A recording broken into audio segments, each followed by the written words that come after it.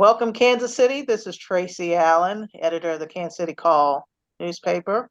I'm glad that you all have joined us here on today's show featured by the Kansas City Business Association. Many of you have already, if you not have already, met Arielle Nash. We had a prior time together. And so, Arielle, thank you for joining us again. But this time she brought a special guest. I did. Thank Special you. guest, many of you have known through the years. He is a byproduct of the third district. He has served the third district for many years as actually the Kansas City councilman in the third district. I believe it was at large. Am I correct, Troy? That's correct. Correct. Uh, well, I want to introduce to you Arielle's Nash's father, Troy Nash. Like I stated, he is a former city councilman. I also believe you were a state rep. Am I correct? No, I wasn't a state rep, but I did serve at the state level on the Missouri Housing Development Commission appointed by the governor for nearly 10 years. Okay. Okay. Well, thank you so much for letting us know and so forth. I felt like this was kind of an interview that we kind of needed to know and learn a little bit more about. Obviously, Arielle being the offspring of Troy and so forth. And she shared with you all, if you haven't already seen the prior show, when I interviewed Arielle, one of the things that we talked a lot about is where she got a lot of her, I guess I should say, experience from. And one of the things that Arielle did talk about was the fact that her father, Troy, really influenced that in a lot of ways. And in fact, Arielle talked a lot about the fact that her dad shared with her how she was in a crib inside of his city council office. And even one moment mentioned about the fact, if you have, like I said, go back and watch that particular show, how she, how would I say this? One time cried out in the council meeting and more or less said, "Daddy, Daddy, Daddy." Troy, talk a little bit about that as far as those early days when you brought your daughter. I mean, of course, I know that a parent is, your day never stops. Things always Sure. be where you have to have your child. Well, it's good to be with you and Arielle as well. We're actually in different cities right now, but that was a special and unique day. But I want to be clear here: no one does anything by his or herself. A stork didn't bring Arielle; she wasn't born in a manger, nor was she left on the front porch. And so she has a mother. Her mother, Sherry, and I were married for nearly 20 years. In other words, when I say I married the first girl I kissed, I'm not making it up. I'm 16 years old. She's 15 years old. We were married at 18 and 19. And 12 years later, the most magnificent thing in the world happened to the both of us. And that was the birth of our daughter, Arielle. And here she sits. And so I want to acknowledge the fact that her mother played a key role. And so much so that much of what I was able to do in life, whether it's going to school, serving in public office, traveling around the world, doing humanitarian work, really was born out of that relationship. In other words, she helped keep me on the straight and narrow early on. Lord knows where I would have been if I didn't have that stability early on. So I think it's important to acknowledge that. Now, with respect to Arielle, Arielle's a handful. Arielle is exceedingly talented in so many ways, and Sherry and I have learned a great deal from her, although we are the parents. And on that particular instance that you spoke about, Sherry's in law school. I'm newly elected, and for whatever reason, I have this thing in my head that, well, you know what? She's my child. She is our responsibility. Why can't I take her to work, to City Hall? And I did. I set up a crib and I put her in the office and I went to work. And on that particular instance, the mayor, former Mayor Kay Barnes, was giving her State of the Union address. And of course, Arielle thought that somehow or another she should be sitting in the seat and not in the audience, and made it known. So during the mayor's speech, she cried out. The mayor acknowledged that cry, and her mother draped her right on up and handed her to me across the line. And she sat there, and she was satisfied. There, it's a funny story. Okay, okay. Troy, one of the things, not often do you sense or get where children want to follow sort of in the path that their parents are. When Arielle was young, and you guys, of course, growing up in the third district, and I know specifically in the Norton block area, Mhm. did you sense something about her that you felt, hey, this child has something special that I think she can benefit and actually help the communities that's around her and so forth? Certainly not. When she was that young, no, it was just all about playing and having a good time and working on social skills. I've always been kind of a geek myself. And so all of the educational kinds of activities, I probably did a little too much of that. In other words, I wanted her to count and add, subtract, and divide, but I forgot she's only 2 weeks old. So that would come later. In all seriousness, though, every parent believes and thinks that their child is special, and they hope that child would grow up and do great things. But Tracy, we're just like everybody else. We were struggling to make ends meet as a young family with a child, trying to figure it out. And there were constraints associated with that. But I'd like to say we did the best we could with what we had. And so that meant making sacrifices so that Arielle, at the time, our thinking was send her to the best school that we knew of, and that was Pembroke Hill. So we were fortunate enough to get her in at what they call early years, when she's really just 3 years old. And Arielle stayed there from the time she was 3 until she graduated there. Right. And people, they don't know, they saw the outside, the swan swimming across the top of the lake, ever so elegant and gently doing so. They didn't know underneath, Sharon and I are pedaling like heck to make sure that she had what she needed in order to be successful in that. So just a really regular sort of upbringing. Nothing sort of stood out until she started talking and walking. And then we thought, well, now that's kind of early there, but beyond that, nothing really unique at that particular point in time. Ariel, you and Troy, or I should say you and your dad, but I'll just say Troy. Yeah. You guys, you have a lot of things in common. You guys are not only so much go-getters, Hmm. um, but in a lot of ways refuse to accept less. You always seek excellence. And I know Troy did that a lot, even in his early years, as far as in the Kansas City Council. When it came to coming together, partnering together as a father and daughter on a venture that you guys are now on, as far as doing real estate, as far as business around the country, not just in the Kansas City, St. Louis area. But I know you also mentioned a little bit about possibly projects in Florida and so forth. What was the thing to you as far as, okay, I'm going to possibly be teaming with my dad, and we're going to talk about you guys' business, what that was going to look like? Did you feel, even at the age of 13, 14, that this could work, and why? Right, that's a really good question. I would say that we sort of saw a model with his mentor, Hugh Zimmer, and his daughter, Ellen Darling. I would go to Zimmer with him after he got off the city council, where he made partner regional fairly quickly. And that was also a news story. And when I saw their dynamic of them working together, that sort of gave me the inspiration of, hey, we could do this as well. So back in 2013, we had a really long discussion about it, and he took me to those areas that he lived in. I said that a little bit in the other interview. And I was just really shocked to learn the true conditions that he lived in and that other people were still living in. So we kind of came together and we're like, how can we fix our own community, but also other communities in other areas? How can we come together and help others? And that's sort of where we got that idea. When I saw those dilapidated conditions that he grew up in, the upbringing he gave me, sort of the model from Zimmer, his mentor mentoring him, and then him sort of passing down those little hints to me, I was like, we can definitely move forward with this in our own capacity. And that's when we started the Nash Group and, started our minority development firm, specifically focusing on affordable housing. Mhm. You're talking about obviously Hugh Zimmer, and I know that he's no longer with us. But what was it that really stuck out to you the most as far as what he was doing with his daughter?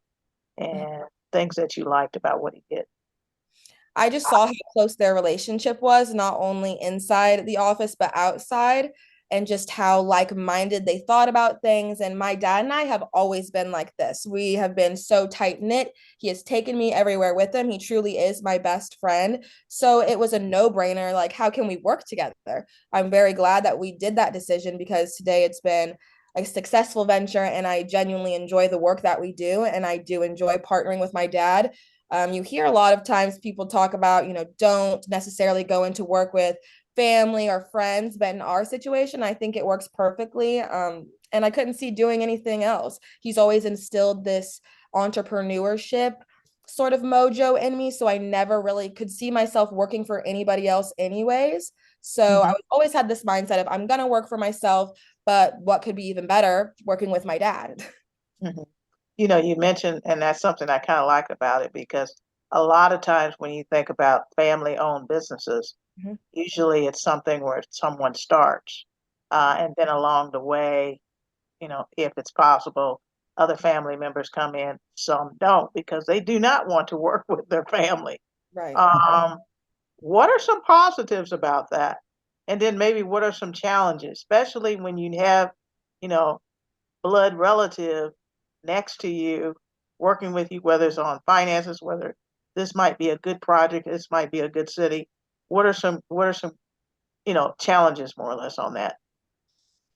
I would say the challenges are there's not that many, honestly, because we are so close. It's easy to work together. It's easy to talk about these things, and we genuinely enjoy the work that we do because we know we are helping people. It's fun to sort of brainstorm these ideas for different development projects that could uplift a community and help, economic growth within that area. So the challenges aren't that many other than maybe getting too many calls from my dad every single day. But Okay. I really can't complain about that. I enjoy talking with him. I enjoy strategizing with him. And it's been a fun process. I don't have any complaints. Troy, you heard Ariel mention that. And like I said, a lot of times when there's a family owned business, you have challenges as far as getting everybody on the page. But Ariel seems to be saying that's not the case with you guys because of your close relationship. Mhm. Yeah, well, everything in life is always a matter of perspective. At the end of the day, and I say that tongue in cheek, at the end of the day, we have had some success in terms of what we're doing, and we measure success by how many people we help.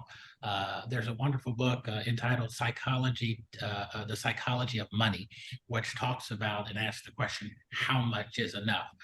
Aaron and I have had that discussion. In other words, this is not a pursuit of wealth. We've been very blessed with what we have and been able to obtain, but we measure it in terms of how many people we help. Having said that, some of the challenges from my perspective is at the end of the day, this is still my daughter. And Correct, correct. frankly, going through middle school was rough. She's in a place where there are a handful of minorities. She's going through puberty, right? Where she's growing up. Little boys start to like little girls and vice versa, et cetera, et cetera. And so Ariel, I could see at times felt that she had issues of belonging. Where does she fit? Right. We're living in the third district, but she's going to this particular school, which gave her through her own admission, a wonderful education. And so there were some challenges there. And I would see her back then kind of veer off in the wrong direction with some folks. And whereas most people would sound the alarm bells and call out the National Guard, I said, this young lady's going to have to grow and evolve. Just like I did growing up in Friendship Village and Holy Temple. And my story is well known that I grew up in environments that probably weren't the best or the most healthy environments. I would Correct. argue that in some instances, we probably were not the best representatives of building community back then. And I'll let you all figure that part out. But I had to work with her as a parent to steer her through that. Now, fast forward to business, she's still my child, right? At 23 years old. And so I find myself having to sometimes put on the father hat and then put on the business hat. So whether or not that is viewed as a challenge, maybe by some, not for me, it's parenting. At the end of the day, we're just trying to do the best we can with what we have and help as many people as we can. And that's the case. You mentioned Florida. I'm actually here in Florida right now doing Okay. that. doing that kind of work and spent the last several days in Jacksonville, Florida, with some extraordinary people there. They have a young councilman who's been elected as part of a new administration who has some things he wants to do in his district, and invited us up to sort of just take a look. And it was a wonderful experience. And it's probably similar to what you experienced in the third district. Am I correct? If you were to do an overlay with this particular district, known as the East Side, the answer to the question is yes, exactly the same demographic. The only difference is this is located by all of the stadiums within a stone's throw. So there, that creates a huge economic development dynamic, and there's some really good people in that town. They have a new mayor and a new council, and we're all very excited to see what they're going to do to make the city better. You know, one of the things our audience wants to know a little bit about, what is the Nash Group? We talked about it in the prior segment with as far as Arielle, but that, I believe that started in 2013. Am I correct, both of you all? And what was the main gist of what you wanted to do? You talked about affordable housing, particularly for communities like whether the third district, fifth district in Kansas City, or on the western side, meaning more or less across the state line in the Kansas City, Kansas community. What were some of the things that you want the Nash Group to do, and some of the things that you guys have talked about? And if both of you can kind of touch base on that, I really appreciate that. Well, it is, as Arielle mentioned, it is a 100% affordable, a 100% minority-owned affordable housing firm. In other words, we're certified with the state of Missouri. Essentially, Tracy, what it amounts to is having the honor and privilege of serving on the Kansas City, Missouri City Council. It's a big deal. It's not a little deal. Serving people and working to help them solve their problems and make life better is an extension of really who I am, and by extension, who Arielle has chosen to be, right? This kid can do other things, but she says, I want to be here to make community better. And so that's sort of our charge.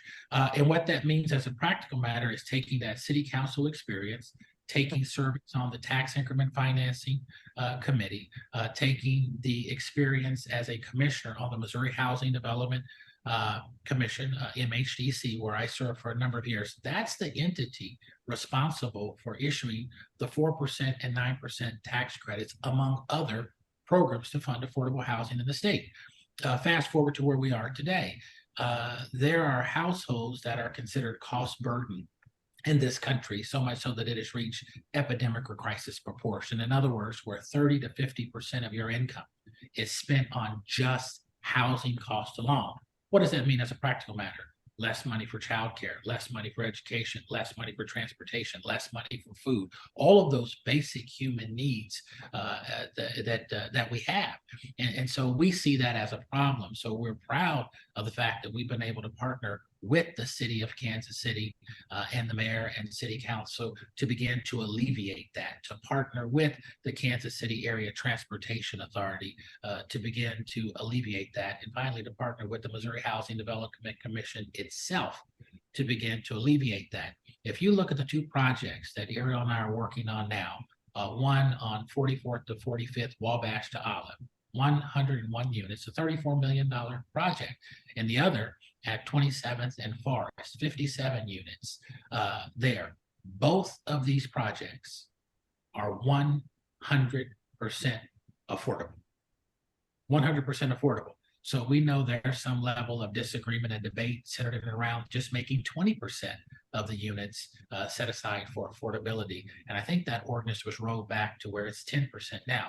Arielle and I love the fact that we're doing 100% affordable to the extent possible. Some will do in the future.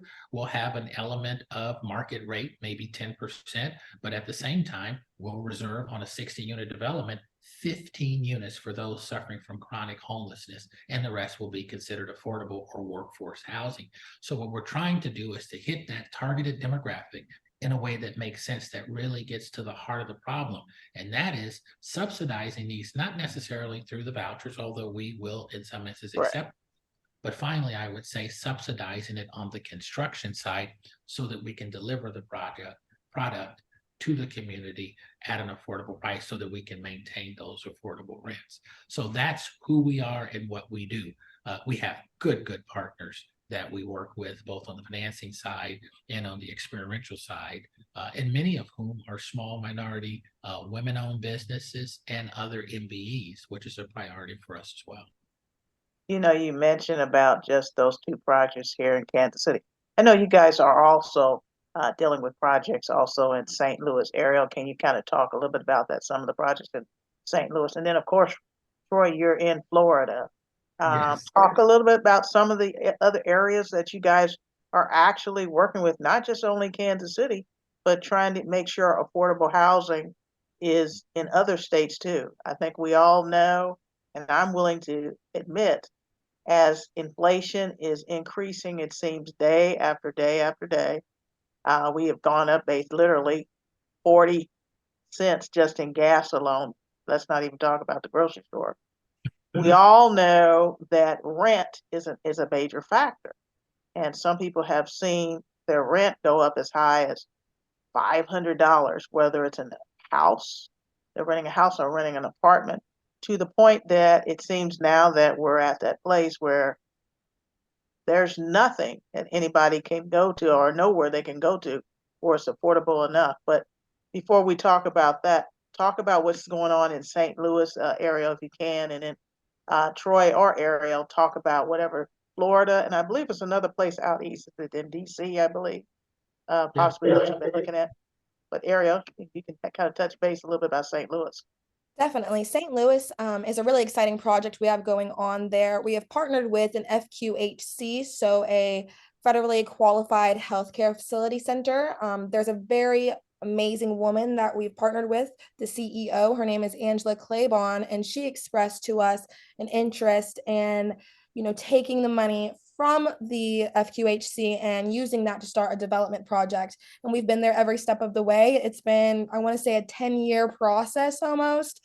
But we finally have actually broke ground in St. Louis with Alumnus Gardens 1. That's what we're calling the site. And it's just very needed within that St. Louis area. That demographic is very rough, very underserved, and economically. Where exactly in the St. Louis area? It's North north. St. Louis, between north. St. Louis Avenue and Maffitt and Newstead and Taylor, that triangle. So it's in the heart of North St. Louis. Okay. Okay. Please go ahead. It's definitely a really rough area, but like I said, it's exciting. We finally broken ground and we'll be able to help people in those areas and also pair those healthcare facility needs to the development. So there will be access to things like COVID testing, shots, just a lot of basic healthcare needs, because as we know, there's an affordable housing crisis, but there's also a crisis when it comes to our healthcare system as well. So we think in the Black community, especially, this is a big problem that we're seeing. So we were wondering how we could help that area partner and marry those two ideas together. And that's what we've successfully done with Alumnus Gardens 1. And they open this October. In other words, they're accepting leases now. So they'll open this October, and we are looking at Alumnus Gardens 2. So we intend to have in an application for additional 60 units there. But we would love to show you all when they open this fall what we've been able to do with our partners in St. Louis. And then as far as Florida, and I believe you mentioned Arielle, another city out east, I believe it's DC, but Troy, talk a little bit about, you mentioned about just being in Florida right now in the Jacksonville area. What are you doing or trying to do or hoping? Sure. Targeting, relationships matter. And this is one of the things that I've worked to impress upon Arielle at a very young age, is to network with people and to not pass judgment on anyone. We let other people debate the D's and the R's, right? Republicans and Democrats, and issues of race and sexual orientation and religion, all that. Our job is to just love people where they are. And so through a relationship, I was able to make contact with some of the leadership in Jacksonville. And Jacksonville, as you know, is one of the largest cities. It is the largest city in America, geographically speaking. There's only 2 cities that are bigger, and they're in Alaska. But so Jacksonville is a major area. In Florida, like most places, are experiencing an affordable housing crisis. I would respectfully submit that in South Florida, it is probably one of the hottest real estate markets in the country. And said another way, it's one of the ones that is the most expensive in the country, hence less affordability. So in Jacksonville, we're looking strategically at working in some of those economically deprived areas and seeing what we can get going. As I said before, I was there the last 2 days with the leadership of several large African-American neighborhoods. In fact, the largest and oldest African-American neighborhood that is located there, that has recently been put on the historic register, called the East Side, a magnificent place. A lot of times these communities are trying to harken back to the good old days, and I try to suggest that while those days may have been good, that times have changed with entrepreneurship, innovations, and technology, and that they ought to change with them. But you couldn't help but note a lot of the small businesses that were there. Arielle had an opportunity to meet a young woman who opened a business at 25 and she's 35 now. And the community, and she said with so much pride, she said, they support me. And of course, I ordered chicken and waffles, which probably wasn't the wisest choice, Tracy, but I'm still a working. And then there was a fella who had a business 2 doors down. This fella had done 10 years in the federal penitentiary. He'd actually cut my hair, by the way. One of the nicest guys you ever want to meet. And he's a positive force for good there. Those are the kind of community partners and communities, frankly, that we want to go in and make a difference. And so through a relationship that led us to Florida, and there's been some stuff in Utah, in Dallas, and you mentioned D.C. as well. But we have to, because of the access to capital or the lack thereof, we as a small minority business suffer from that as well. Although we do have a really good partner in Paramount Bank based out of St. Louis. It's a mortgage company that bought a bank that's moving more and more into that commercial space. A very able leader there with the chairman, the CEO, and the new president, David Noble, who is there. So those kinds of strategic relationships allow us to do more for more people so that we can have a greater impact. You know, you talk about doing more for more people and having a bigger impact. You mentioned, Troy, a little bit about capital. Mhm. Obviously, we all know when it comes to MBEs, you know, minority businesses, whether it be African American, Hispanic, women owned, getting access to capital is very tough, especially when you start a business. I know when it came to the Nash Group, you guys probably experienced the same thing. Can you talk to our audience a little bit about some of those struggles? How did you guys overcome that? And at the same time, be able to get yourself to the place that you're at? Sure. There are any number of metrics that are used to determine the credit worthiness of a buyer. Now that's the fancy talk. Now I'm gonna talk like I normally talk. Yeah, it's really difficult to get money. There is still discrimination in the marketplace. Anyone who tells you otherwise, I'd like to have that conversation. And so all one need do is look around to see the disparities that exist. We have to acknowledge that, and I'll be the first to tell you. Having said that, though, we have come across some extraordinary partners who have taken a risk on us. In other words, they were able to look at our backgrounds. I think 15 years of public sector experience serving in virtually all the roles that you can serve on from an economic development standpoint in our city, whether it's chairing the Planning, Zoning, and Economic Development Committee, the Budget and Audit Committee, serving on the TIF Commission, being appointed by the governor to the Missouri Housing Development Commission.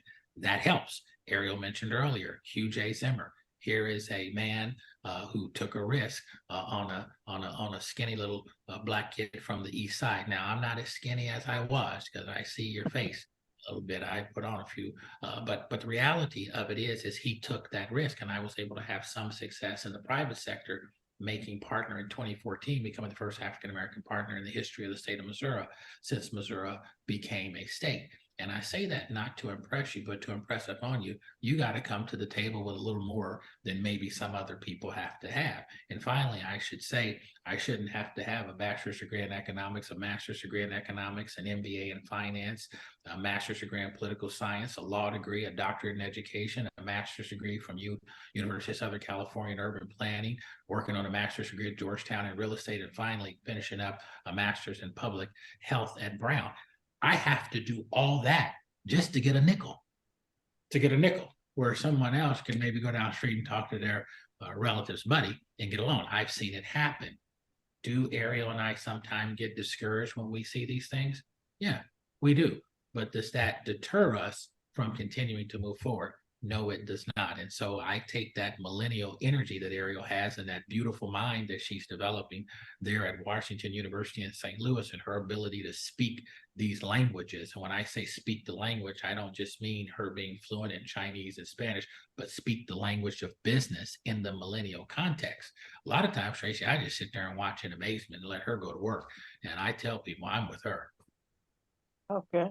Well, thank you, Arielle, and thank you, Troy, for joining us this day. We only have a few minutes left.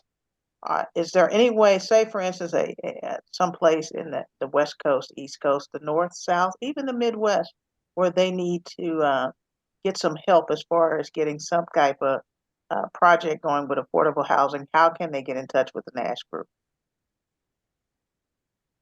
Either one of them.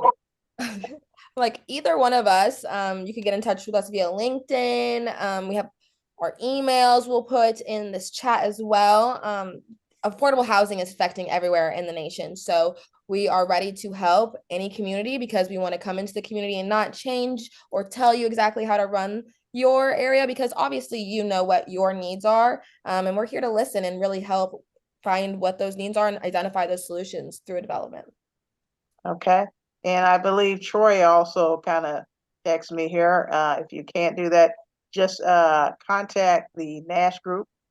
Troy, can you just give them basically the email and so forth for that? Sure. The email address is tnash, T as in toy, Nash, Nash, at, and this is all one word, thenashdevelopmentgroup.com. That's for me. For Arielle, it's A Nash, A as in apple, Nash, at thenashdevelopmentgroup.com. And we'd be more than happy to talk with you all about economic development and community development and affordable housing and mixed income housing developments. And Tracy, thank you for your time, energy, and effort and the great work that you're doing. Thank you. Again, this is Tracy Allen with the Kansas City Call newspaper, and with me is Troy Nash and his daughter Arielle Nash. I want to thank Cascade Media and What's Up Kansas City and Mr. Carlos Nelson for allowing us to share with the community what is going on and how you can get involved. Again, I want to thank Kansas City Business Association also for your time and for allowing us to share this with our community. And we look forward to talking to you guys again someday soon about some of the other projects that you're working on. Again, this is the Kansas City Call with Cascade Media, and we look forward to you guys joining us each and every week as we bring different things and different aspects of what some people in our community are doing. So thank you again, audience, for joining us. The program is brought to you by the Kansas City Business Association.